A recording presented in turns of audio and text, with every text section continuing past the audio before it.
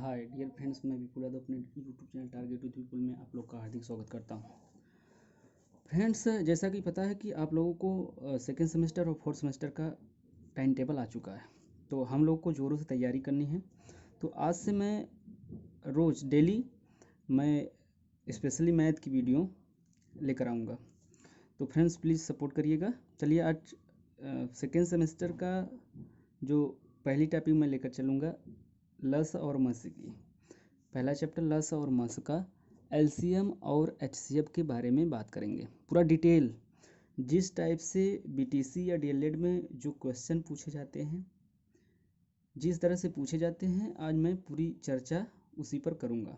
चलिए video start करते हैं। पहले एलसीएम और एचसीएफ, एलसीएम और एचसीएफ का फुल फॉर्म जान लेते हैं कि एलसीएम का मतलब होता है लोवेस्ट कॉमन मल्टीपल और एचसीएफ का मतलब होता है हाईएस्ट कॉमन फैक्टर। ये परीक्षा में नहीं पूछा जाएगा, हमसे पूछा जाएगा कि इसमें पहला अभाज्य संख्या, अभाज्य संख्या क्या है, अभाज्य संख्याएं। तो प्लीज़ आप इनकी डिफिनीसन अच्छी तरह से याद कर लेना। अभाज्य संख्याएं मैं बता देता हूँ कि अभाज्य संख्याएं होती क्या हैं। एक एवं स्वयं, ये दो बातें याद रखना। एक और स्वयं, एक और स्वयं के अतिरिक्त, एक और स्वयं के अतिरिक्त ऐसी संख्या है जो एक और स्वयं के अतिरिक्त किसी अन्य संख्या से न विभाजित हो, न कटे, उसे हम अभाज्य संख्या कहते हैं, प्राइम नंबर कहते हैं। जैसे कहा जाता है कि सबसे छोटी अभाज्य संख्या कौन है, 2 होती है। ये पूछा गया प्रश्न टेट का भी है। तो सबसे छोटी अभाज्य संख्या 2 होती है। चलिए आगे बढ़ते। अभाज्य के बाद एक आता है भाज्य संख्या। भाज्य संख्या, भाज्य का मतलब देखिए ऐसी संख्या है जिसका 2 से अधिक फैक्टर हो, गुणनखंड 2 से अधिक हो। जैसे मान लीजिए मैंने कहा 6 या 4, 6 का यदि हम फैक्टर करेंगे तो यह 1 से भी कटेगा, 2 से भी कटेगा, 3 से भी कटेगा और 6 से भी कटेगा।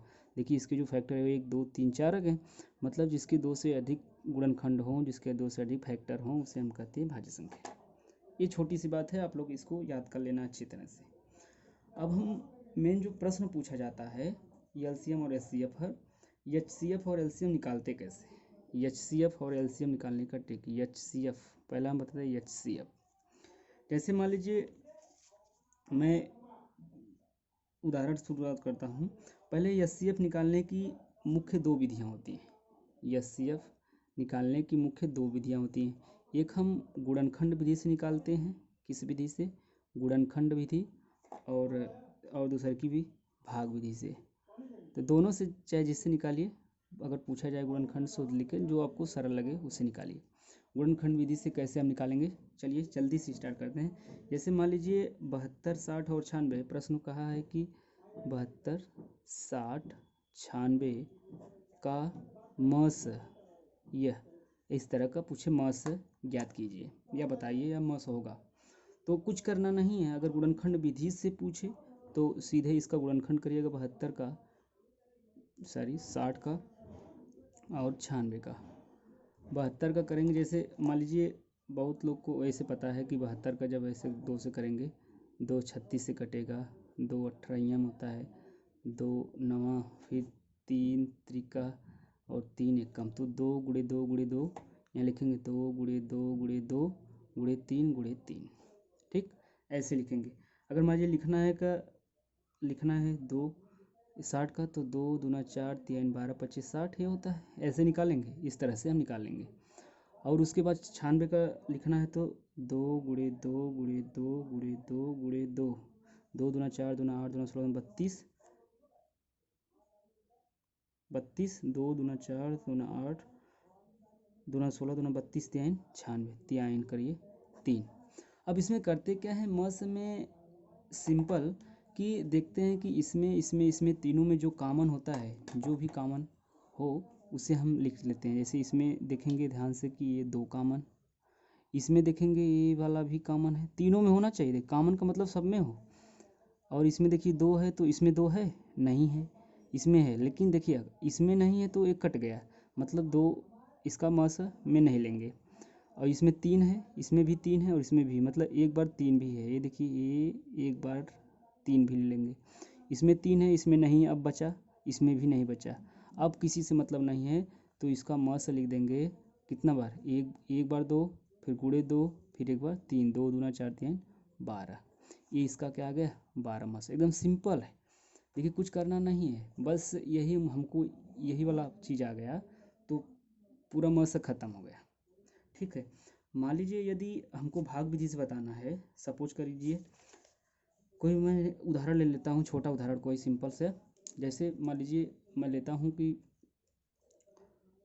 24 और 36 का भाग विधि से महत्तम समापवर्त या म से निकालिए। तो करते हैं कि दोनों में जैसे 24 को 36 से डिवाइड कर देते हैं, 36 से डिवाइड करते हैं। अब इसको पता है कि इसको हम कहते हैं डिविडेंड, मतलब इसे क्या कहते हैं, डिविडेंड। यह डिवाइज़र होता है और यह कोसेंट होता है, और जो यहाँ पर नीचे बचता है वो रिमाइंडर होता है।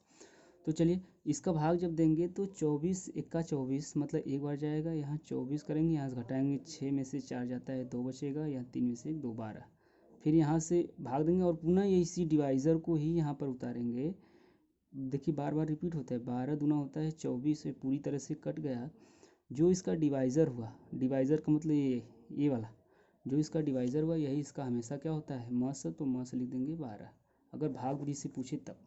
अगर मान लीजिए, सपोज करें, मानने के लिए मैं कह रहा हूँ, अगर मान लीजिए 3-3 संख्याएं दे दी, 3-3 संख्या का मतलब जैसे यह दिया है 105, मान लीजिए 105 दिया है, 175 और 225 क्रम से दिया है। इसका म से पूछा है, इसका म से बताइए।